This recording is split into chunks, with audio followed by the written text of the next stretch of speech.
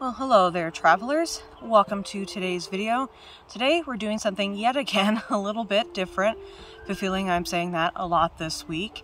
But last week, at least at the time that I'm filming this, was my birthday. And while most people, or a lot of people, would probably be wanting to go out and party, maybe go out for dinner or something like that for their birthday, as the nerd that I am, I decided that I just wanted to go used book shopping. But as you can see from the overflowing stacks in front of me, I found a lot of good stuff. So let's get right in to all this good stuff. So to start off, I'm going to just show some classics, nothing too groundbreaking. Not that Lord of the Rings isn't groundbreaking, but meaning that it's pretty well known, not anything obscure, I guess is what I mean. But I totally thought that I had these books. I thought that I had the whole series, but when I was constructing my display shelf of all my favorite books and knickknacks for the background of my gaming videos, which if you've seen those, you've probably seen that black shelf that's full of all those like wizarding books and things like that.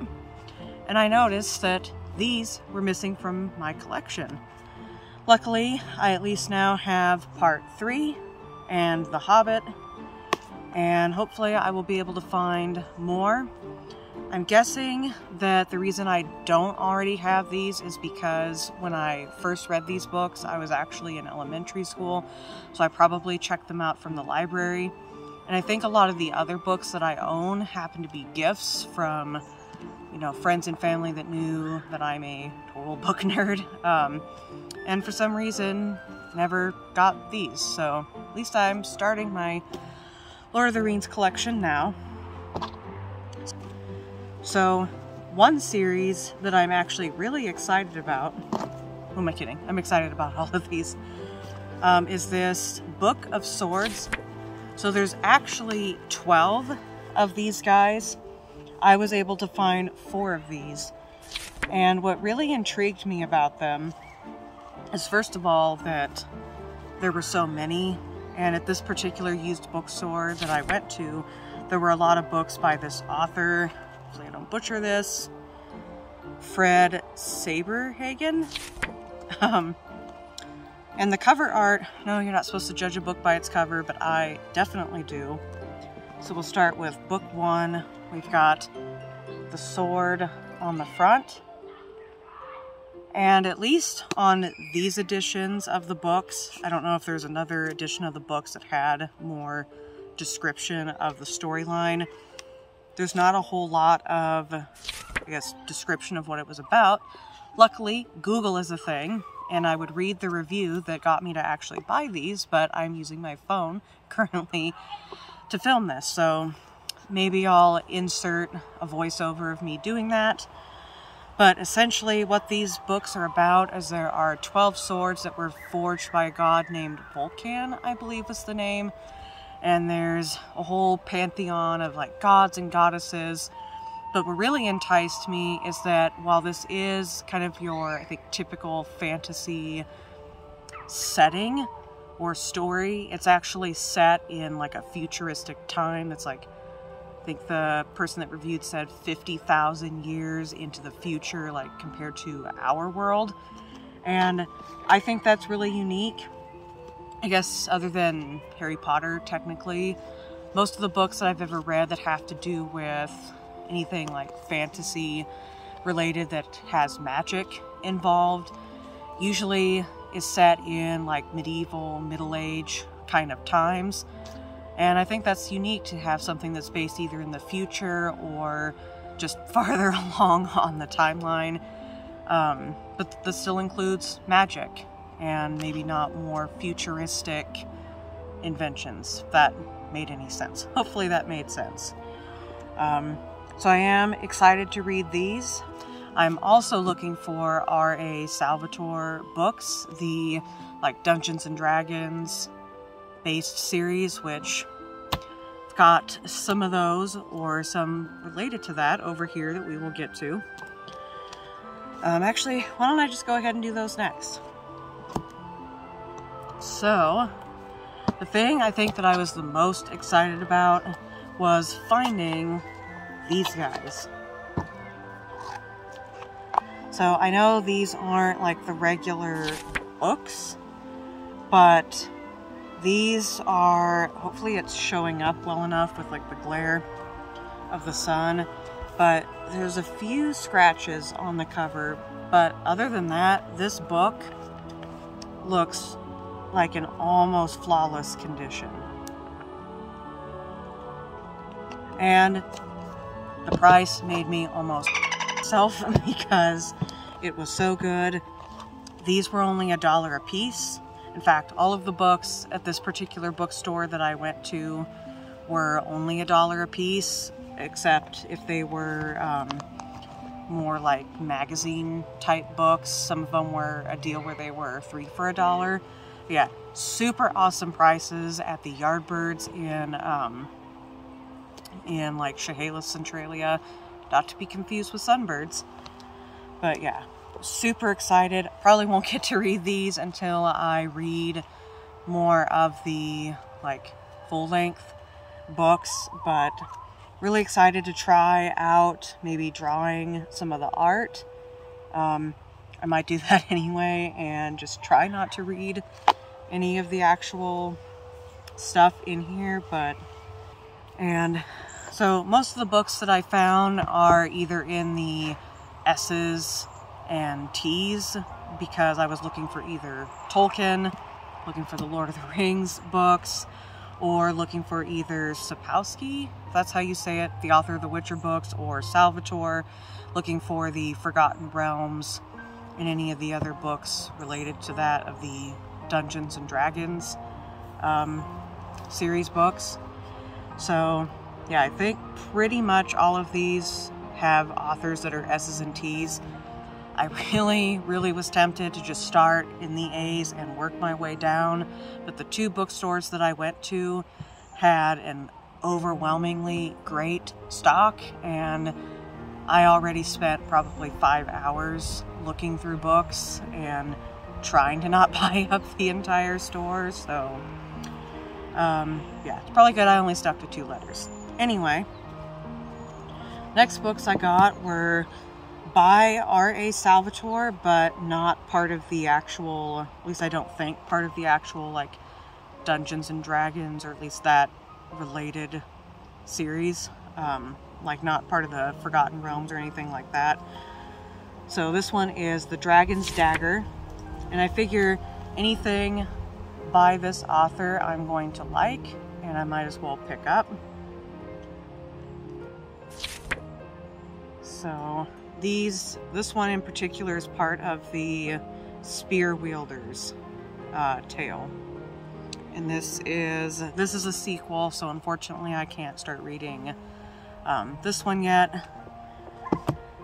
That's the only thing that's like a bummer about used books, is one thing I do like, which you'll see with some of these other books, is I actually really enjoy when they get that super yellow, like old look. Makes me feel very, I don't know. I don't even know how to describe the feeling, but if you're a book nerd, you probably know what I'm talking about. But the disadvantage is not always being able to find like the first book in a series, which is also like a pro and a con. It's sometimes just kind of fun, like a, you know, real life quest and treasure hunt to try to find those missing books in your collection.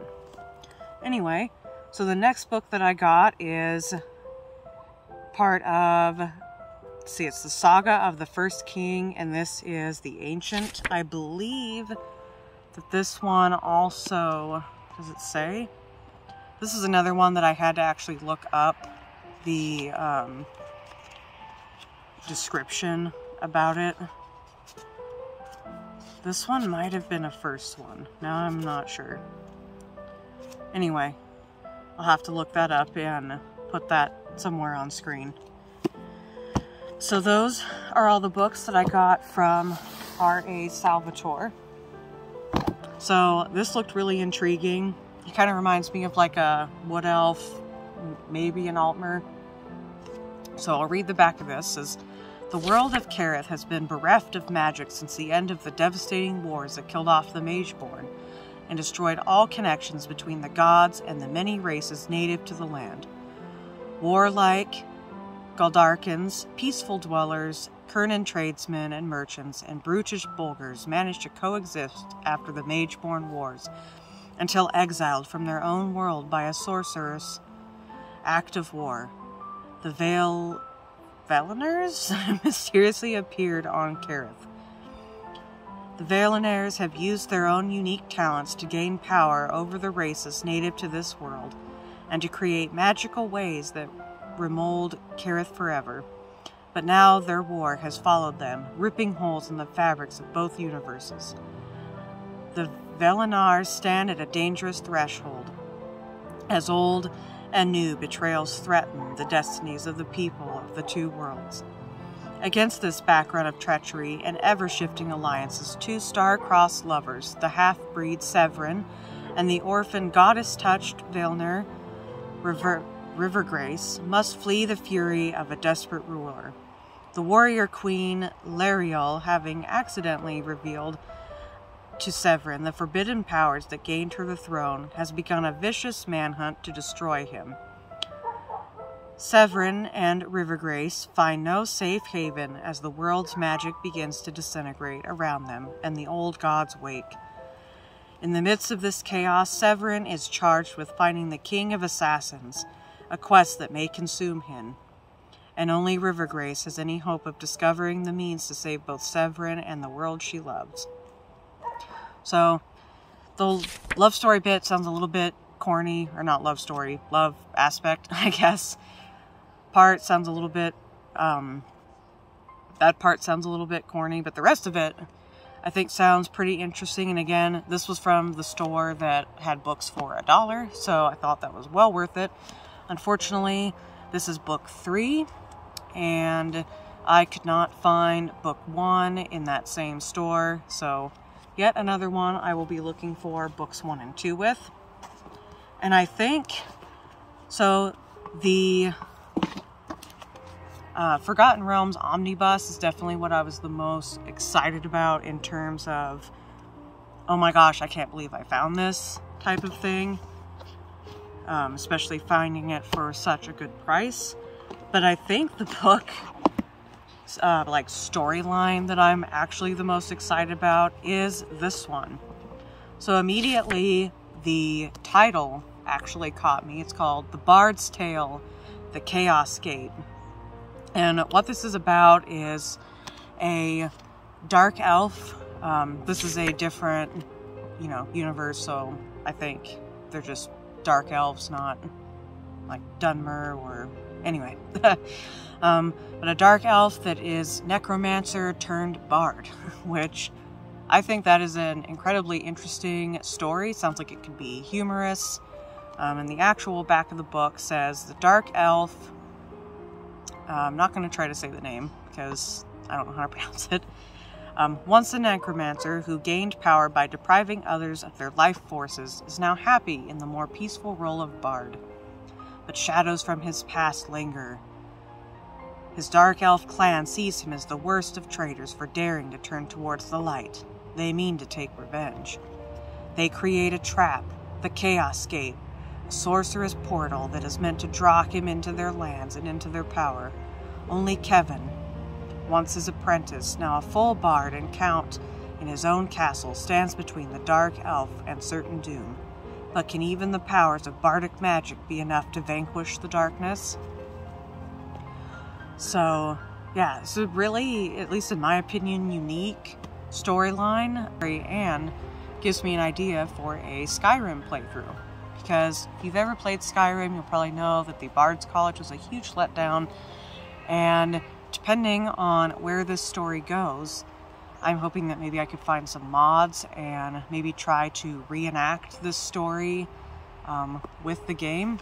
And that's something that I hope out of finding any kind of off-the-wall or like older fantasy books, is being able to take those stories and reenact them either entirely or elements of them into the Elder Scrolls games, whether that be Morrowind or Skyrim. But we have something that, I guess I could have lumped this in with the Lord of the Rings Not because they're similar at all, but because it's more of a well-known title, I think. But The Golden Compass, I don't think that I've actually ever read this book or watched the movie, but I have definitely heard of it. And I get really excited about books that also have movies, because I think it's really fun to be able to read a book and have that movie in your head and then see what someone else's interpretation of your, like, mind movie is. So, you know, and for $1, I thought, why not? Probably won't bother reading the back of this one because it's known enough, I think. Next up, this one my mom actually found, which is why this is, yeah, the only book that does not have like an kind of R, S, or T last name for the author. But this is Fang the Gnome. Yeah, so I'll just go ahead and read the back. So there was a time when the earth had 3 moons, and when the seductive sorceress Avalana could alter futures and bend happen tracks with her spells. Indeed, in this vast chaotic universe called the Great Away, with its many imaginable futures, anything is possible. Especially when Nynaeve, Avalana's bewitching human disciple, conjures up the complete legend of Camelot, and when the roguish gnome Fang, slayer of the dread Dagger Tooth, stumbles into the human happen track, causing human and gnome worlds to overlap. For then the moons begin to disappear one by one, and Fang, Nynaeve, and all their comrades find themselves caught in a happen track from which there is no escape. A happen track in which the legend of Arthur might prove their only salvation. So yeah, I would have to look into and see if there's, like, if there are more of this book in the series. This does say, in the magnificent tradition of the once and future king and the mists of Avalon, here's an enthralling excursion into an age when mythical creatures roamed the lands, men fought for ideals of chivalry, and the majestic dream of Arthur and his knights of the Round Table first cast its spell on humans and gnomes. So yeah, it doesn't say anything about it being a sequel to anything or there being more in the series. At least that's not what I got from that little excerpt that I just read. I just think it's saying it's similar to those stories. Anyway, I'm trying to remember exactly what my mom said about this book. Hopefully I can get her to watch this video and maybe comment about that. But apparently I was almost named Avalana because my mom was really interested in this story and loved that name and all things Merlin and Avalon and Camelot and all that kind of stuff. So that, I think, is really interesting. So not only does this book, the storyline itself is pretty interesting. Maybe not the most interesting to me out of all of these, but I guess it's got a nice little backstory to it. Whew, okay, we're almost there. Next, kind of on the same lines of that realm, we have Merlin's Bones. So this one definitely intrigued me between having Merlin in the title and the cover art. In the past, a trope of traveling players is pursued by a rampaging conqueror. Ambi, the youngest of the novel's several narrators, uses his powers of second sight to his advantage as he and his fellow travelers enter the fortress, protecting the bones of the recently deceased sorcerer Merlin. In the near future, Dr. Elaine Bruson is confronted with the Fisher King, Morgan Le Fay, and Mordred, all of whom want control of her hypostator machine, a device capable of altering fundamental reality. Elaine must follow her own twisting road through the realm of fairy and beyond, if she is to remain safe and find true love. The ensuing battles for Arthur's survival, Merlin's Bones, the succession of New Camelot in Elaine's heart prove both suspenseful and delightful.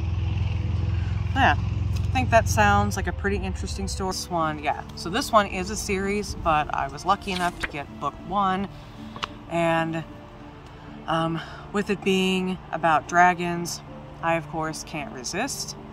So this was one that I was kind of on the fence about getting, and then when the shopkeeper told me that, hey, you could get another free book if you want with how many you've gotten, and I'm like, sure, not gonna pass that up. So go ahead and read this. Now in Stronghold, the first novel of Melanie's new Dragonstar trilogy, there's a devastating new challenge to the power of both the High Prince Rohan and Andri, Lord of the Sunrunners at Goddess Keep, as a mysterious and seemingly unstoppable invasion force swarms across their lands. For Andri, it signals the start of a nightmare made real, the horrifying fulfillment of his long-ago visions of his homeland in flames, and he will draw upon even the forbidden sorcerer's magic in an attempt to destroy this enemy which is bent on the extermination of all Sunrunners. Rowan and his son, Pol, will also fight the enemy with every weapon at their command. From their valiant warriors to conjurations with sun, moons, and stars, to the terrifying presence of the dragons, to the unforgiving wrath of the desert itself. Yet soon they begin to fear that this invasion may prove not only the end of their dream of an unbreakable peace, but the beginning of the end of their entire world. So this one, I mean, at least just reading that sounds kind of similar to the whole, like, Alduin World Eater thing with Skyrim. Plus, you know, some differences, obviously, but definitely enjoy the story. And like I said, to me, how old this book looks with, like, the really yellow pages and just that overall old look and old book smell really appeals to me. I hope that I'm not the only weird person that actually prefers when books look really old like this, as long as they're still actually legible. Like, I really love it when books actually have kind of like wrinkles and stuff in the covers. It just kind of makes me think about, you know, where the book has been, whose hands it's been in, maybe what someone was thinking when they read it, just kind of not just the story in the book itself, but what other stories, if that makes sense, the book might tell, the journeys it's been through. Let me know in the comments if you understand what I'm talking about. But yeah, when was this book? So the copyright is in 1990, which is kind of surprising. It definitely looks, to me, older than a 90s book, but yeah. Alright, and then the last two. So these ones are kind of random. I ended up finding, I think my mom ended up finding a book in like this 3 for $1 area and couldn't find another 2 to go with it. And so I had no problem doing that, which is where I found this. So I am an extreme coffee fanatic, and I just thought that this was pretty interesting. It's a gourmet guide to buying, brewing, and cooking coffee, I assume. So this might be something that I could maybe feature some recipes on quirky cooking, possibly. But it's cool because there's some history things. Talks about like the caffeine, differences between like espresso, fine, medium, you know, the different grinds, different ways to make coffee and temperatures, and yeah, all kinds of things that I think are, I don't know, kind of interesting. Like a, you know, good coffee table book, no pun intended. So yeah, definitely want to look through this and see if there's anything that maybe I could include on the channel from this. And last but not least, we have this old bird book. So I do have an idea for how to include this on the channel. What I would like to do is something about using this book to actually identify birds that are around on my property and kind of maybe some neighboring parks that are nearby me. I don't know how much this focuses like specifically on Pacific Northwest birds, since I haven't actually read it yet. It does have some colored pictures. Let me find one. So I think it'd be interesting just to see you know, what would it be like to actually use a book, which to some people is probably like, how else would you do that? But I feel like, at least probably with my generation, I'm 27 for reference, you get pretty dependent on like technology and just looking stuff up. And specifically, I feel like I grew up at a time where like I was very used to reading and things, but then at school I also did a lot of stuff on computers because that's just how they taught us. So it's kind of fun to kind of go back old school and use a book to do something instead. I don't know if I could have said that in a more awkward way. But anyway, yeah. Want to find a way to include this on the channel. And yeah, wow, finally got through all of those. I got a lot more books than I thought I did.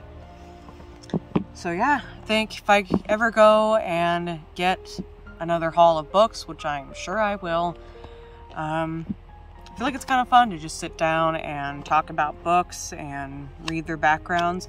If you've made it this far through this video, I would love to know your thoughts on these books, if you've read any of them, and if so, which are your favorites? If you had this assortment, which would you be the most excited about? So go ahead and answer those in the comments. I would love to hear your thoughts and engage with you all. So hope you have a lovely day, night, season, whatever the time of day and time zone that you're in, and I'll catch you in the next video. Bye-bye.